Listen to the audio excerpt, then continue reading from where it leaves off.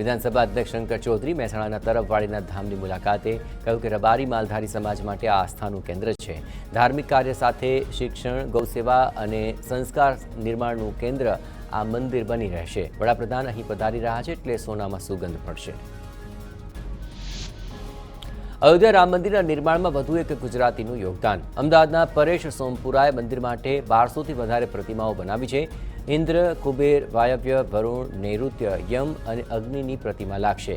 ઈશાન, બ્રહ્મદેવ, નાગદેવ અને સૂર્યદેવની પ્રતિમા મુખ્ય મંડપમાં લાગશે.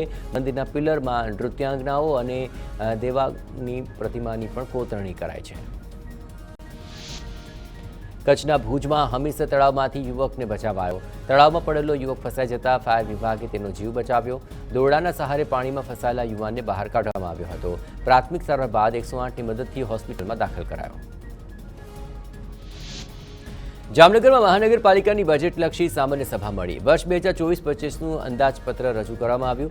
જામનગરના વિકાસ માટે 183 કરોડનું બજેટ મંજૂર કરાયું છે. શહેરમાં ક્રિકેટનું મેદાન, રિવરફ્રન્ટ, સ્પોર્ટ્સ કોમ્પ્લેક્સ, આધુનિક નંદઘર, 2 ફાયર સ્ટેશન સહિત બનાવાશે. એક પણ વેરામાં વધારો નથી કરાયો. છોટાઉદેપુર નકલી કચેરી કાંડ અંગે વિધાનસભા ગૃહમાં હોબાળો. ઇમરાન ખેડાવાલા વેલમાં ધસી આવ્યા. કોંગ્રેસના ધારાસભ્યો કરતા હતા સૂત્રોચ્ચાર. કોંગ્રેસના ધારાસભ્યો 1 દિવસ માટે સસ્પેન્ડ.